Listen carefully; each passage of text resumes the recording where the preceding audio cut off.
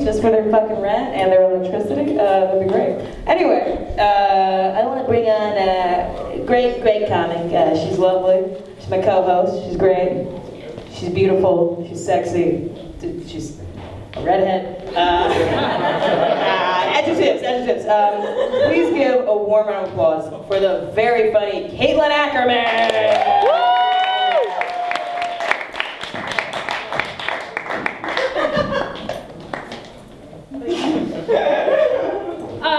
Hey, okay. Wait. I only brought this up here because it's amazing and I wanted everyone to see it. And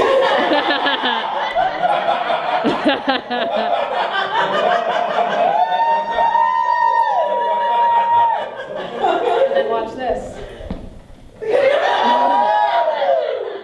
So much. I'm sorry.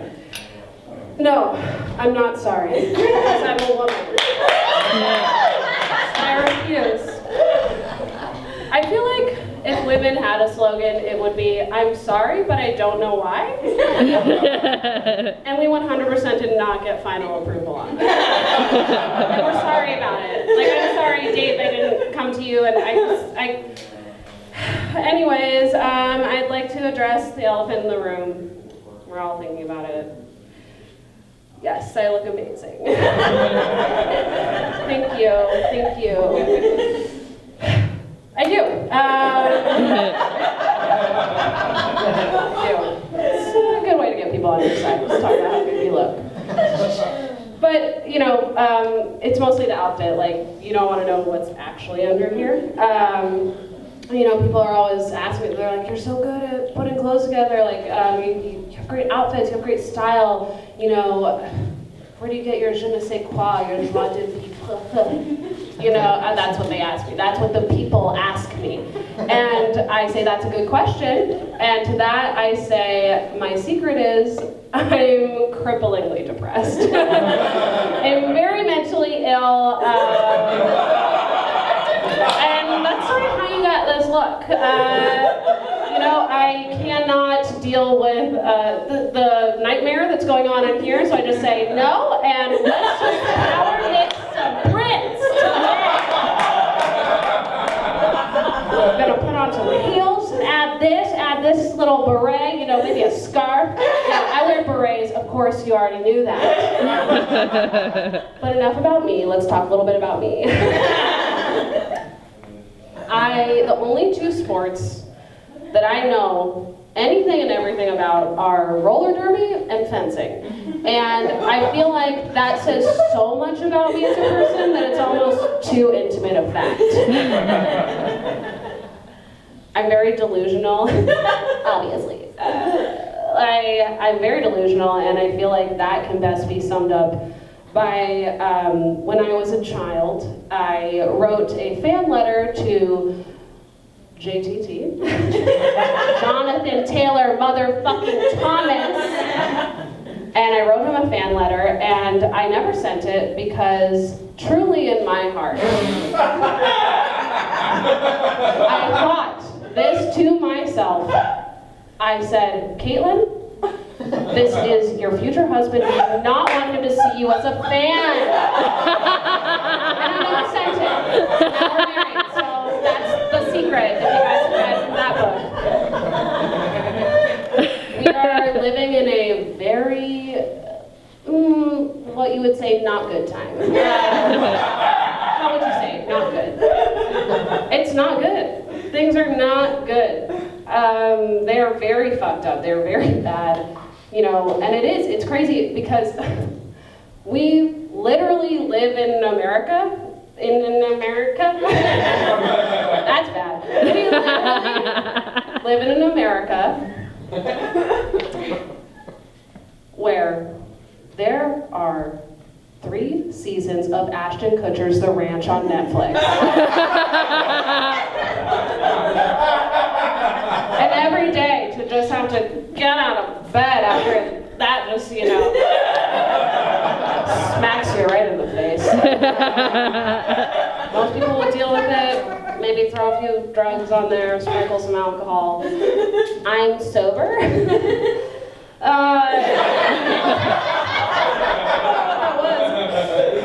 I that comes as a surprise because I do understand it's confusing. I know that I look like the girl who always has cocaine on her. I know that that's confusing for you guys. I don't, I'm sorry. And yeah, but it's not, my life was bad. So I was like, well, let's change this. And still not great, but it was a good choice and it's good. It's just like, it's crazy because you do not realize how much alcohol is everywhere all the time and how much it freaks people out because like I was at a happy hour with my friends and it wasn't just like a bar, like we were having like happy hour appetizers and whatever, and the waiter my friends kept ordering rounds and every time he would say like, oh, do you want some wine too? Do you want some wine too? And finally he was like, you know, are you not drinking? I was like, no, I'm not drinking. And he said, are you okay? And I was like, of course not. I'm not having a glass of wine with my girlfriends. Things are not okay. So no, I'm not okay. No one call the police or my mom. You call the police. She's not doing well. Get down here. The white girl's not doing well. I have noticed there is another subset of people that are sort of similar to sober people.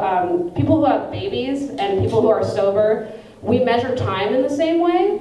In a way that no one else does, because it's just like, no one else is like, 18 months, 6 days, 4 hours. I know every second, every day.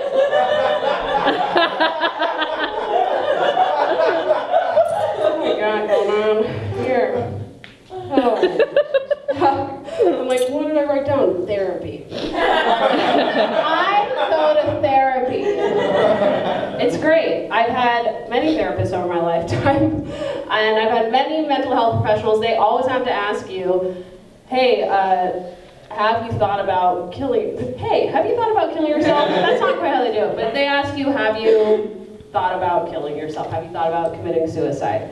And I've always given a very convoluted answer, and it took me 30 years to realize that when they ask you, have you thought about killing yourself? They meant, have you thought about killing yourself? I was like, oh, you mean by thinking about it? Then yeah, I think about it every day. But do I think about it? I'm not thinking about it. I just thought like, if I'm thinking about it in like a whimsical way, I'm like, okay, I'm gonna go play in the freeway now. I'm just gonna, strap some weights to my body and walk into the ocean. That wasn't, thinking about it, yes, I'm constantly thinking about it. How come, hey, how about this? I was thinking something like that. How come? Thank you. I'm like, please no laughter. I have control issues. How come straight white men right now are taking all the time in the world to learn about cryptocurrency, but you won't spend 1 hour a week in therapy? Trevor, I don't want to hear any more about Bitcoin. I'm just looking for you to take some emotional responsibility. Do you know what I mean? I'm like, it's hard to deal with men. It's like, if you're not like if you're not going into therapy and you're 30 and you're a man, I'm not talking to you anymore. My first question is going to be, have you ever been to a therapist? And if it's no, then you can Venmo me the money you would have spent on the therapist if you still want to talk to me. And I don't take insurance. You guys, this is very hard to admit. I recently had a crush, and as a 30-year-old woman, that is just so disgusting. It's gauche. It's foul. I don't want to be part of it, but it was happening. But the spell was broken. Thank you. Because he just turned out to be like a garbage man, and I don't mean like the good kind of garbage man who would at least take my trash.